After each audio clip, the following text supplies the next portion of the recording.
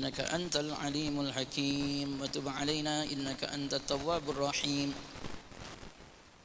اللهم إني أعوذ بك أن أضل أو أضل أو أزل أو أزل أو أظلم أو أظلم أو أجهل أو يجهل علي. وصلى الله وسلم على سيدنا مولانا محمد وعلى آله وصحبه الحمد لله رب العالمين. بسم الله الرحمن الرحيم.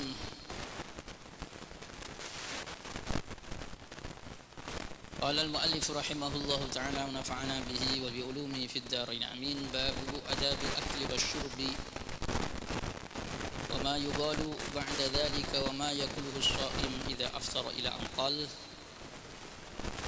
وعن أنس رضي الله عنه أن رسول الله صلى الله عليه وسلم كان يتنفس في الشراب ثلاثا. رواه البخاري ومسلم وأحمد والأربعة. Para jamaah salat subuh yang dimuliakan Allah, ya Allah, pagi ini kita akan lanjutkan mengkaji adab makan minum setelah sebelumnya terputus dengan mengkaji tentang salat berjamaah. Namanya amal, namanya ilmu, dan adabnya punya ilmu adalah mengamalkan meskipun hanya sekali. Terkait dengan fadail, adabnya orang punya ilmu itu adalah mengamalkan. Kemudian adabnya orang mengamalkan ya, dengan cara yang ya itu adab. Kalau kita sudah punya ilmu satu, diamalkan meskipun hanya sekali. Kalau fadailul amal itu diamalkan meskipun sekali, itu sedekahnya punya ilmu, mengamalkan meskipun hanya sekali. Kalau bisa terus menerus. Kemudian mengamalkannya yang benar, diperhatikan, dan sampai kemudian sembrono.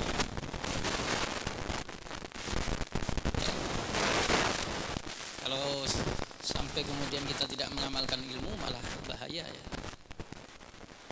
Dalam hadis disebutkan, idza azharan nasul ilma wa dayya'ul amala bihi wa tahabbu bil alsun wa tabaghadu bil qulub wa taqata'ul arham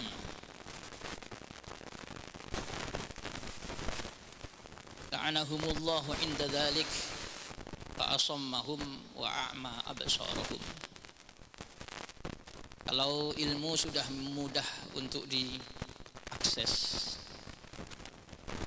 wa dayya'ul amala bihi, akan tetapi banyak orang yang menyia-nyiakan ilmu, tidak mau mengamalkan ilmu.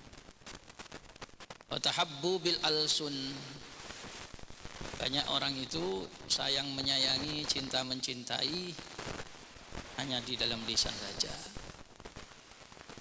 Wa tabaghadu bil qulub, akan tetapi sebenarnya hatinya itu saling membenci. Wa taqata'ul arham, dan hubungan silaturahimnya mereka sebenarnya saling putus. La'anahumullah inda dzalik, maka pada saat itu terjadi laknat Allah nanti turun. Kalau sudah laknat Allah turun, fa asammahum, oleh Allah Subhanahu wa taala mereka dibikin tuli. Wa a'ma absarahum, kemudian menjadi buta. Buta ini biasanya identik dengan buta hatinya. Kalau orang sudah mudah mengakses ilmu, ya kayak sekarang ini sudah. Namanya orang menginformasikan ilmu, mengakses ilmu itu Masya Allah ya. Sekarang lewat YouTube, Facebook, dan yang lainnya, mudah kita untuk mengakses ilmu. Pak, pertanyaannya, Apa nggak seperti orang dulu? Orang dulu itu sulit mendapatkan ilmu, tapi sekali dapat itu masya Allah mereka langsung berusaha mengamalkannya.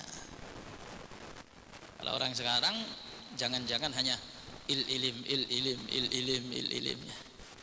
Ilmu tanpa henti, tapi kemudian apa? Menelantarkan ilmu. Kemudian mulutnya kayak sama-sama cinta dari mulut, tapi ketahuan hatinya kalau saling benci. Ya dari media itulah, gak pernah berhenti saling caci mencaci, saling hujat menghujat. Oh, ternyata cuman mulutnya saja ya yang saling mencintai, hatinya ternyata saling. Nah, ini apa yang ada di dalam hati keluar kalau sudah di media itu. Keluar melalui tangannya, saling ketik. Ya Allah. Hubungan silaturahim orang sudah saling putus. Itu biasanya memang di zaman yang sudah canggih ya. Silaturahim kepada orang tua sudah berkurang. Nah. Kemudian dengan sanak famili, handai tolan, saudara dan tetangga itu juga sudah berkurang, putus. Kalau orang dulu itu biasa kalau nitip salam. Nitip salam itu biasa. Orang tua saya itu kalau saya pergi ke nenek itu ibu bilang nanti salam ke ibu, berarti ke nenek saya. Karena ibu saya itu lain kecamatan dengan saya, yang saya tinggal bersama ibu dan bapak ya. Jadi kalau mau ke rumah nenek, sana nanti salam ke nenek, ke ibu salam ke ini, salam ke ini. Tapi ibu pakai bahasanya salam sungkem. Saya dibilangnya apa? Salam sungkem. Nggak boleh bilang salam katanya. Kalau ke yang lebih tua, sungkem, salam sungkem. Salam apa? Sungkem. Titip salam itu salam sungkem. Orang dulu begitu ya. Silaturahim itu kalau ketemu, berusaha untuk bersilaturahim ketemu tatap muka. Kalau enggak ada tatap muka, silaturahimnya lewat titip salam. Nanti balas. Oh, pas saya pulang, ya titip salam sama ibumu, sama ini titip salam. Pas balik. Orang dulu begitu ya. Orang sekarang anak nggak pernah tahu. Kadang anaknya mau pergi ke siapa, nggak dibilangi sama orang tuanya. Titip salam ke ini, titip salam ke ini. Karena merasa terwakili oleh media. Ya, nanti kalau tak telepon, nanti tak telepon kalau perlu, nanti tak WA, nanti tak macam-macam ya. Orang sekarang jadi lupa titip salam. Tanpa sengaja kita menjauhkan kebiasaan silaturahim, menyampaikan amanah. Kalau sudah kayak begitu, Allah turunkan laknat sehingga orang itu sudah tuli, faidah, manfaat, hikmah diterima, tapi nggak masuk, hatinya sudah buta. Na'udzubillahi min dzalik. Makanya orang dulu itu memang nembus-nembus kalau ngomong, karena hatinya itu bukan buta, hatinya itu hidup, hatinya itu bangun. Itu kalau bicara itu tembus. Nah ini kita jangan sampai terjadi itu. Kalau punya ilmu itu ngamalkan meskipun hanya minimal sekali terkait dengan fadhailul a'malnya. Nah ini an Anasin radhiyallahu anhu, diceritakan dari Sayyidina Anas radhiyallahu anhu, anna Rasulullah sallallahu alaihi wasallam, sesungguhnya Rasulullah sallallahu alaihi wasallam kan adalah beliau yatanaffasu, itu bernafas siapa beliau, fisyarabi, di dalam minum, salasan, 3 kali. Ingat jangan minuman itu dibagi 3. Segini dibagi 3 ya apalagi hangat ya, panas. Maksudnya apa?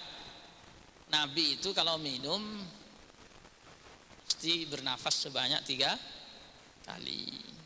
Ini hadis Imam Muslim, Imam Ahmad, Imam Arba'ah.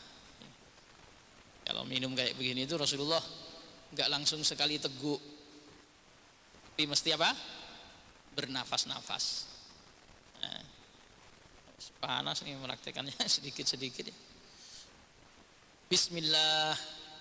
Kalau ijazahnya yang kami dapat, setiap minum baca bismillah. Bismillah, alhamdulillah, disyukuri.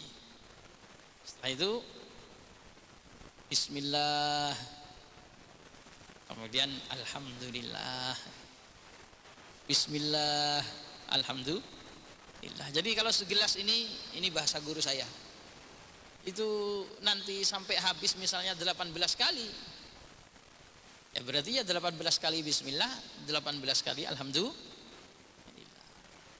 Harusnya begitu ya. Jadi dalam setiap minum itu terbagi 3 terus. Bernafas. Kalau bisa, ini bisa nih. Ini kan susu. Kalau susu doanya Allahumma barik lana fihi wazidna minhu. Didoain dulu. Allahumma barik lana fihi wazidna minhu. Kalau air putih ya umum ya. Allahumma barik lana fima razaqtana. Kalau ini Allahumma barik lana fihi wazidna minhu. Ya Allah, Engkau berkahi kami di dalam susu ini. Wazidna minhu, dan berikanlah kami tambahan. Nah, kalau tambah itu tambah kekuatan, tambah apa ya? Berkat apa? Wazidna minhu. Karena susu ada nilai plus. Allahumma barik lana fihi wazidna minhu. Bismillah. Alhamdulillah. Bismillah. Alhamdulillah, disyukuri. Bismillah. Alhamdulillah. Jadi setiap minum bismillah, setelah itu disyukuri. Alhamdulillah, bismillah, alhamdulillah. Bernafas 5 kali. Idealnya orang nafas dulu minum. Kan nafas kan ideal. Bukan ditahan nafasnya. Ditahan. Dibuat aja bernafas 3 kali. Apalagi kalau kelepas nafasnya, wah tambah problem. Tambah problem lagi minum sambil bernafas. Itu negatif. Ada dampak negatif. Nauzubillah min dzalik. Jangan ada bakteri-bakteri jahat yang kita keluarkan dari hidung itu, kemudian masuk ke air, kemudian setelah itu kita minum lagi. Itu bahayanya di situ. Makanya harusnya jangan sampai bernafas. Bismillah. Nafasnya di luar nanti. Bismillah. Jangan sampai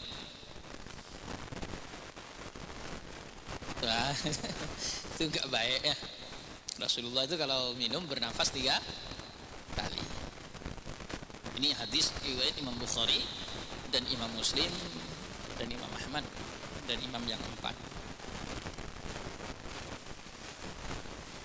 Insyaallah di antara hikmahnya tidak punya pikiran-pikiran negatif. Insyaallah begitu. Wa an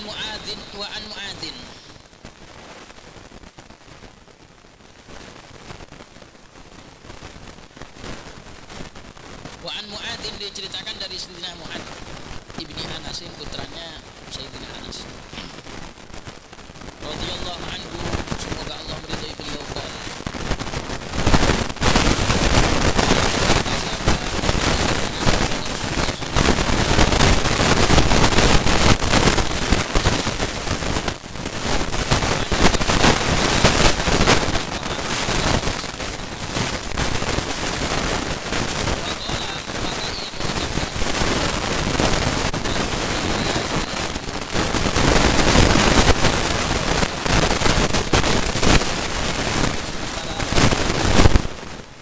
ghufira lahu ma taqaddama min dzambih. Barang siapa yang memakan sebuah makanan, apapun itu jenis makanannya, apakah nasi ataupun apa, pokoknya makan. Kemudian setelah dia makan, dia mengucapkan segala puji bagi Allah alladzi at'amani hadzal ta'am, yang telah memberi saya makanan-makanan ini. Wa razaqani, dan memberi saya rizki makanan ini min ghairi haulin minni wala quwwah, dari tanpa kemampuan saya dan tanpa kekuatan saya. Ghufira lahu ma taqaddama min dhanbi, orang yang baca doa ini diampuni dosanya yang telah lalu. Hadis Abu Daud, Tirmidzi, dan beliau mengatakan hadis ini hadis bagus. Wan Nasa'i, dan Imam An-Nasa'i, wa Ibnu Majah, dan Imam Ibnu Majah, wa Ahmadu, dan Imam Ahmad, wal Hakim, dan Imam Hakim. Biasanya kita doanya alhamdulillah apa? Alhamdulillahilladzi at'amana wa saqana wa ja'alana muslimin. Kalau ini alhamdulillahilladzi at'amani hadzal ta'am wa razaqanihi min ghairi haulin minni wala quwwah. Segala puji bagi Allah yang memberi saya makanan ini dan memberi saya rizki ini dengan tanpa kemampuan saya sendiri dan tanpa upaya dari saya sendiri. Tanpa. Kenapa? Karena hakikatnya makanan yang masuk ke kita itu bukan kemampuan kita. Hakikatnya makanan yang masuk ke kita itu bukan kekuatan dari kita, diri kita. Buktinya pada saat kita sariawan, sakit gigi, gak masuk. Apalagi kalau sudah macam-macam problemnya, makanan itu kadang masuk. Apa kita punya kekuatan sebenarnya hakikatnya? Dibantu. Ada orang apa yang bantu, yang memasukkan, yang ini, subhanallah. Tapi kita jangan pernah berpikir secara akidah bahwasannya makanan itu bisa masuk ke kita karena kita yang mau, yang memiliki kekuatan, yang memiliki kemampuan. Tapi kembalikan kepada Allah. Mau waktu itu kita sedang merasa mampu ataupun suatu saat kita butuh dibantu, hakikatnya semuanya itu dari Allah. Bukan kekuatan kita, bukan kemampuan kita sendiri. Nah ini kita ini kalau sudah sakit semuanya, sarjawan sudah rusak, sudah apa ya. Ya kemarin itu nampak ada anak kecil kena lindes motor, alhamdulillah min dzalik, mudah-mudahan enggak terjadi lagi, mukanya hancur, dan kakinya patah. Itu nangis terus itu bukan apa? Bukan sakit. Ternyata anaknya itu kuat, memang tahan banting. Masa patah itu dia mau berdiri itu enggak dirasain sakitnya. Enggak dirasain sakitnya, lukanya enggak dirasain. Cuman dia nangis itu karena makan enggak bisa. Nah, enggak bisa apa? Makan yang namanya mulut itu entah enggak berupa ya, enggak berupa apa. Akhirnya dibantu, setelah saya bilang apa enggak bisa pakai susu. Pakai susu. Ya, masukin nasi belan. Ya Allah. Itu sakit waktu makan itu susahnya, masya Allah. Makanya sebenarnya makan minum itu bukan kemampuan kita, tetapi karena Allah yang memberi makan, karena Allah yang memberi rizki. Kalau enggak Allah kasih, enggak jadi kita kayak Nabi itu pernah ya. Nabi sudah 3 hari enggak makan, mau makan roti. Mau makan roti. Pas sudah mau masuk ke mulut, oleh Sayyidah Fatimah tahu-tahu diminta. Abi, ayah, buat saya dong. Padahal ini sudah 3 hari gak makan. Perasaannya mampu untuk makan, kira-kira begitu ya. Tapi Rasulullah kan enggak ya. Mesti aja semuanya Allah. Pas mau masuk diminta sama Sayyidah Fatimah. Kata Rasulullah bilang sama Sayyidah Fatimah, hadza awwalu ta'amin yadkhulu famma abiki mundu 3 ayyam. ini adalah awal kalinya makanan yang akan masuk ke mulut ayahmu semenjak 3 hari yang lalu. Bayangkan itu. Tapi ya Nabi, ini adalah awal kali makanan yang akan masuk ke mulut ayahmu semenjak 3 hari yang. Dan itu sering kita terjadi itu. Pas mau makan ternyata di luar kemampuan kita. Tadi makan buah salak, bukanya sulit, perasaannya mampu menguasai. Setelah itu dibersihkan, digosok-gosok, bijinya dikeluarkan. Tahu-tahu pas mau dimasukkan licin pula. Pas mau dimasukkan jatuh, jadi masuk ke mulut. Nah berarti apa? Masuknya makanan ke mulut kita, apalagi sudah masuk ke perut, itu hakikatnya bukan karena kemampuan kita, bukan karena kekuatan kita. Kata Rasulullah, kok ada orang setiap makan, habis makan dia memuji Allah, merasa bukan kemampuan dirinya, bukan kekuatan dari dirinya sendiri, tetapi murni Allah yang memberi dia makan dan memberi dia rizki. Kok mengaku begitu? Allah ampuni dosanya yang telah lalu. Simple. Kalau di bahasa Arab kan ya jenengan akses sendiri itu di apa?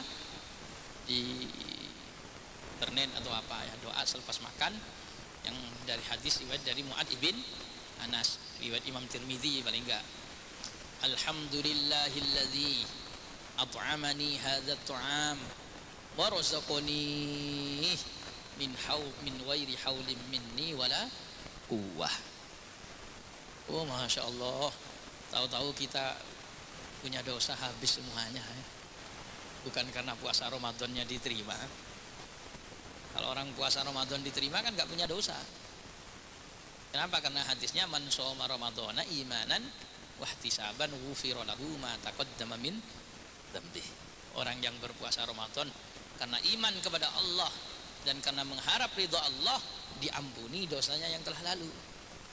Ternyata ini diampuni dosanya yang telah lalu bukan karena puasa Ramadan, tapi karena pas makan, selepas makan menganggap makanan itu yang masuk ke perutnya itu bukan karena kekuatan dan kemampuan dirinya, tetapi murni merasa itu adalah Allah yang memberinya makan dan yang memberinya rizki.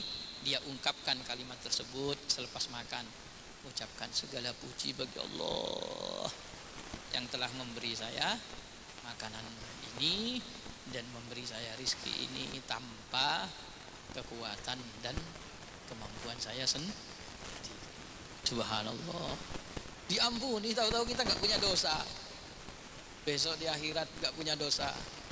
Nanya, ya Allah, amalan apa yang sanggup menghapus dosa saya ini, katanya. Perasaan saya dulu di dunia banyak melakukan dosa. Ternyata simple. Itu bukan karena taubatmu, bukan karena istighfarmu yang gak berhenti habis sholat misalnya, bukan karena ini, bukan karena ini, bukan karena ini, akan tetapi karena kamu habis makan baca doa bisa aja. Subhanallah. Karena Allah itu begitu, kayak kadang ada seperti kisahnya orang tua yang masuk surga, kemudian derajatnya begitu tinggi. Itu ternyata bukan karena amalnya sendiri. Dan kalau nengok nanti dalam hadis riwayat Imam Abu Daud bab-bab terakhir ya, bab-bab terakhir. Nah kebetulan saya dulu ini waktu ngaji di Pujon itu hari-hari ngajinya hadis ya. Tiap hari apa ngajinya hadis. Nabi Ihya Ulumuddin itu memang buka pesantren yang hari-hari itu hadis saja. Nanti tafsir sekali dalam seminggu tafsir sekali. Tafsirnya hampir tiap hari ya. Tapi zuhur. Kalau pagi itu ganti hadis Bukhari, besoknya Muslim, besoknya Tirmidzi, besoknya Abu Daud, pokoknya muter-muter hadis. Tapi sekali ngaji 2 kitab. 2 apa? Kitab. Kemudian makanya saya sering ingat hadis itu bukan karena baca kitab-kitab begini, bukan. Memang waktu dulu saya ngaji pas hari Senin, itu pas Muslim itu. Jadi saya ingat ngaji itu pas apa? Ini pas hari Kamis itu pas apa? Haji Abu Daud. Saya masih ingatnya gitu. Saya ingat ada hadis dari Imam Abu Daud di bab terakhir, ya, ternyata ada orang tua yang kemudian orang tua ini heran-heran dia, surganya tinggi. Padahal dulu di dunia apa? Amalnya sedikit. Ini kira-kira amal apa saya ini yang bisa mengantarkan ke surga yang setinggi ini, katanya. Ya Allah. Akhirnya dia penasaran, nanya sama Allah ketika masuk surga. Ya Allah, amal apa yang membuat saya berada di surga yang setinggi ini, ya Allah? Ternyata jawaban Allah, hadza bistighfari waladika lak, katanya Allah. Oh, itu bukan amalmu sendiri itu, tetapi apa? Sebab istighfarnya anakmu yang diperuntukkan untuk kamu. Hadza bistighfari waladika lak. Makanya kenapa kok kita penting sekali mengajarkan anak doa Rabbighfirli wali walidayya. Itu kenapa? Karena ada kisahnya orang tua yang Allah masukkan surga di tingkat yang tinggi. Itu bukan karena amalnya dia sendiri, tetapi karena punya anak yang tidak berhenti mendoakan orang tua agar dosanya diampuni oleh Allah. Ternyata sistem yang Allah buat begini, kalau ada orang punya dosa, sebagaimana dalam kitab Irsyadul Ibad itu, kalau jenengan punya dosa, kemudian sama anaknya atau sama siapa didoain, ya Allah engkau ampuni dosanya fulan, ya Allah engkau ampuni dosanya orang tua saya, ya Allah. Karena sudah dimintakan ampun oleh Allah, diampuni dosanya. Tetapi ternyata anaknya tersebut gak berhenti, doain aja terus. Ya Allah, sudah diampuni padahal doanya udah mustajab, masih didoain lagi. Ya Allah engkau ampuni dosanya orang tua saya, ya Allah. Padahal sudah diampuni, masih didoain. Maka ungkapan doa tersebut tidak sia-sia. Sudah diampuni kok masih diminta lagi. Tetapi Allah rubah doa tersebut menjadi sebab naiknya derajat di dalam surga. Ya Allah engkau ampuni dosa orang tua saya, ya Allah, diampuni oleh Allah dosanya. Didoain lagi, ya Allah engkau ampuni dosa orang tua saya, ya Allah. Allah rubah setiap anaknya doa, Allah naikkan derajatnya, Allah naikkan derajatnya, Allah naikkan derajatnya, Allah naikkan derajatnya, Allah naikkan derajat orang tua. Lama-lama mentok surga tinggi, heran orang tuanya. Ini amal apa yang mengantarkan saya ke tempat ini? Loh, ternyata doanya anaknya yang selalu bilang Allahumma ghfirli wali walidayya. Nah ini kadang begini nih. Makanya doa selepas makan ini subhanallah. Hanya baca ini bisa jadi kita yang habis sholat itu gak pernah fokus. Assalamualaikum warahmatullahi, assalamualaikum warahmatullahi, astagfirullah, astagfirullah, enggak diresapi. Ternyata yang pengakuan habis makan itu yang diterima, yang menjadi sebab diampuninya seluruh dosa.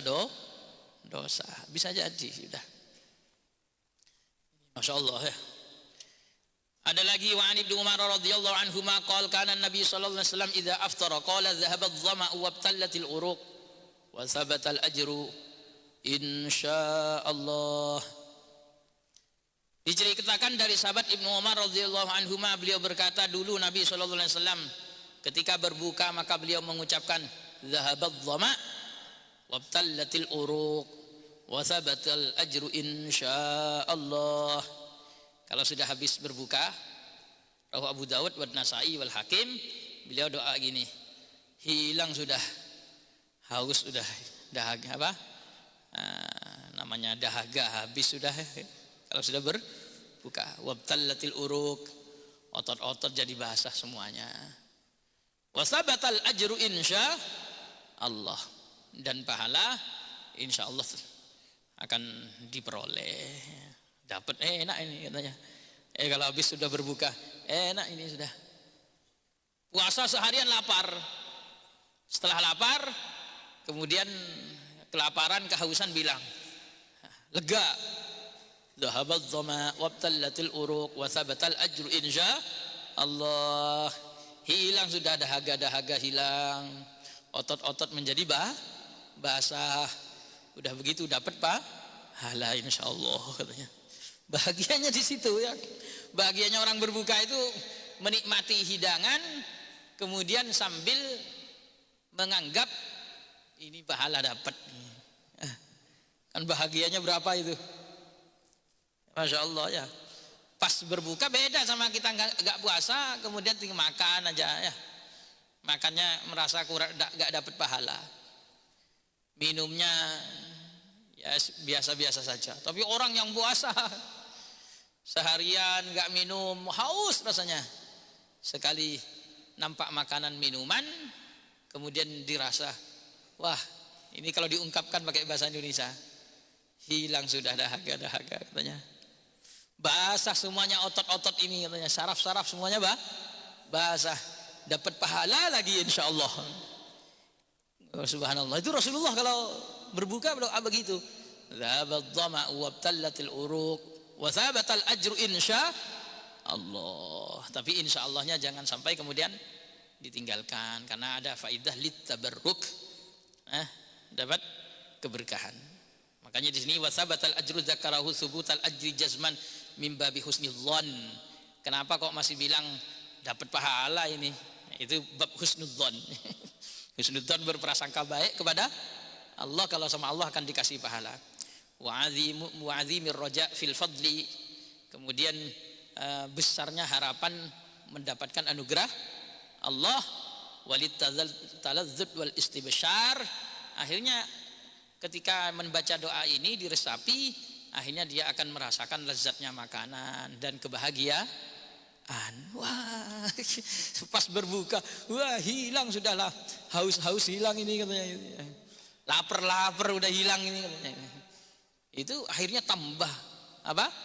Senang, tambah gembira, dan dia akan gembira betul besok kalau sudah berjumpa Allah. Oh ini pahalanya puasa. Wa an Ibnu Abbas radhiyallahu anhuma qala kana Nabi sallallahu alaihi wasallam idza aftara qala Allahumma laka sumna wa ala rizqika aftarna fataqabbal minna innaka antas samiul alim. Ini sebenarnya doa yang terbaik ini sebenarnya, tanpa menyebut objek. Entah ini kemarin sudah saya kaji apa belum. Dulu ini dari Ibnu Abbas radhiyallahu anhuma, beliau berkata dulu Nabi sallallahu alaihi wasallam ketika dulu berbuka, ketika beliau berbuka itu doa Allahumma laka sumna wa ala rizqika aftarna fataqabbal minna.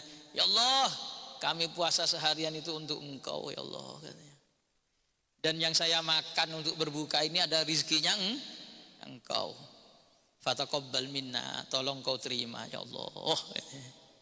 Fataqabbal minna, tolong Kau terima ya Allah. Berpuasa untuk Engkau. Rizki yang saya makan rizki dari Engkau, tolong Kau terima ya Allah. Nah ini innaka antas samiul alim, sesungguhnya Engkau zat yang maha mendengar, maha mengetahui. Seharian saya ngelakuin apa, ngomong apa, Engkau ini maha mengetahui. Dan ngerjain apa, ngomong apa, Engkau maha mendengar. Saya seharian puasa-puasa ngerjain apa yang Engkau maha tahu. Nah itu doa kayak begini ini luar biasa ya. Doa yang biasa dibaca oleh Nabi kalau diungkapkan Masya Allah. Fataqabbal minna, ini baik. Kenapa kok baik? Karena kalau doa tidak menyebut objek, objeknya nggak disebut per item, itu jauh lebih utama. Kayak Nabiullah Ibrahim alaihissalam itu loh. Wa idh yarfa'u Ibrahimul qawa'ida minal baiti wa Ismail Rabbana taqabbal minna innaka antas samiul alim. Ketika Nabiullah Ibrahim sudah meninggikan bangunan Ka'bah, dibantu putranya Nabi Ismail, beliau berdua berdoa, Rabbana taqabbal minna, wahai Tuhan kami tolong kau terima dari kami. Ya ini sudah jadinya apa adanya, seakan-akan begitu. Innaka antas samiul alim. Itu jauh lebih utama daripada menyebut objeknya. Ya Allah tolong kau terima dari kami yang ngangkut batu batanya, yang ini, yang ini, yang ini, yang ini. Jadi objeknya gak usah disebut. Ada doa yang objek disebut itu seperti waktu puasa itu biasanya kalau habis doa witir. Tapi ya saya biasanya ya baca itu tapi nanti disebut tetap membaca yang enggak objeknya disebut. Biasanya gini doa per itemnya disebut dulu. Allahumma taqabbal minna salatana wa siyamana wa qiyamana wa qira'atana wa ruku'ana wa i'tidalana wa sujudana wa tasbihana wa tamjidana wa tamjidana wa takhushu'ana wa tadurru'ana wa la tadrib biha wujuhana ya ilahal alamin wa ya khairan nasirin bi rahmatika ya arhamar rahimin. Itu kalau disebut per item banyak ketinggalannya. Allahumma taqabbal minna salatana, ya Allah engkau terima salat kami, wa siyamana engkau terima puasa kami, wa qiyamana engkau terima qiyamul lail kami atau berdirinya kami, wa ruku'ana engkau terima rukuk kami, wa sujudan wa ruku'ana engkau terima rukuk kami, wa sujudana engkau terima sujud kami, wa tamjidana dan engkau terima pengagungan kami, wa takhushu'ana kau terima pura-pura husuknya kami, wa tadurru'ana dan kau terima apa? Berusaha merendahkannya diri kami, tadurru' kami. Itu kalau disebut per item malah mana bacaan qiraatana, ada yang qiraatana, bacaan Fatihah kami, iktidalnya mana, ininya enggak. Akhirnya ada yang enggak kesebut. Kenapa? Karena objeknya disebut.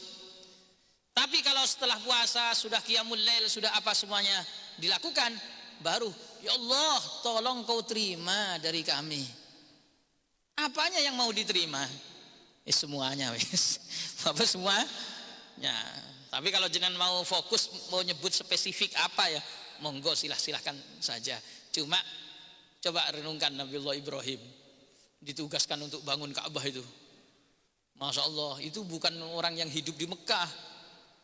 Bukan hidup di Mekah. Suruh berangkat ke Mekah di tempat yang tandus, enggak ada apa bangun Ka'bah. Ya enggak nyebut perjalanannya, enggak nyebut ininya, enggak nyebut apanya. Cukup hanya doa Rabbana taqabbal minna. Ya Allah, kau terima sudah dari kami. Ya ini bisanya itu. Ya mungkin ada menceng-mencengnya sedikit. Kurang siku, kurang ini, kurang pas. Rabbana taqabbal minna. Ini termasuk doanya Rasulullah kalau habis berbuka puasa, beliau enggak pada saat berbuka puasa beliau enggak menyebut jenis apa yang harus diterima, hanya cukup Allahumma lakasumna wa ala rizqika aftarna fataqabbal minna. Ya Allah kami puasa ini untuk engkau, rizki yang kami konsumsi rizki dari engkau, maka tolong engkau terima. Ya itu gitu sudah. Tinggal satu hadis lagi ya. Berikutnya ngaji haji dan umroh. Nah, barangkali ada yang muskilah. Kalau ada yang mau ditanya, kalau enggak ada ya juga sudah tuluk syuruk.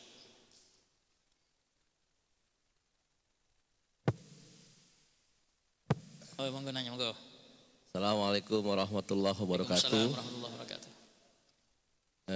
Pak Ustadz, kalau misalnya kita mau buka puasa nih Tad, itu menunya banyak, ada air putih, ada teh, ada macam-macam lah, nggak ada kurmanya nggak ada. Itu kira-kira mana yang didahulukan? Apakah minum teh dulu, apa minum buah dulu, atau minum air putih dulu ketika berbuka puasa? Yang didahulukan itu yang mana? Terima kasih Ustaz. Assalamualaikum warahmatullahi wabarakatuh. Assalamualaikum warahmatullahi wabarakatuh. Kalau sunnahnya berbuka memang pakai kurma yang paling utama ya. Kalau ingin ittiba'us sunnah, ngikut sunnah secara totalitas, itu ya mengkonsumsi apa? Kurma. Ambil kurma, jenengan apa? Minum. Itu makan, itu yang terbaik. Kemudian sunnahnya 3 bukan 1. Itu yang terbaik. Kalau perlu kurma Nabi sekalian apa? konsumsi kurma Nabi. Ajwa kalau bisa ya. Ingin totalitas. Tapi kata ulama kalau kurma nggak ada bagaimana? Khilaf. Dalam kasus kurma kalau nggak ada kurma itu khilaf. Ada yang bilang lari ke air putih, ada yang bilang ke buah-buahan. Yang manis manis. Monggo jenengan mau diganti air putih apa buah-buahan. Tapi sayogianya nggak usah teh dulu meskipun teh manis. Karena diusahakan yang belum terpengaruh sama api. Kolak itu opsi terakhir ketika nggak ada air putih, nggak ada buah, kolak wes daripada nasi, nggak ada manis-manisnya ya. Nggak ada manis-manisnya. Itu yang panas-panas itu opsi terakhir. Jadi pertama kurma. Setelah itu nggak ada kurma, monggo apa air putih apa buah. Ternyata nggak ada lagi. Ya sudah, mau teh, mau kolak, kacang hijau, dawet. Itu dulu baru kalau nggak ada lagi baru apa? Ya wus nasi apalagi ya. Ya, kalau nggak manis-manis nggak ada, masa air putih juga nggak ada. Gimana? Pokoknya opsinya itu. Opsinya kurma. Kalau nggak ada kurma, monggo jenengan boleh milih. Karena ada dua pendapat. Bisa air putih, bisa buah-buahan. Kalau memang nggak ada lagi, yang penting yang hilwa, yang manis-manis. Yang manis-manis akhirnya jatuhnya ya kolak itu sudah ya. Kolak yang manis-manis bisa kolak, bisa macam-macam. Tapi kalau bisa yang belum tersentuh api. Kalau bisa, itu kenapa? Karena ya sebegitu sudah aturan yang terbaik ya. Kalau mau ngikut standar.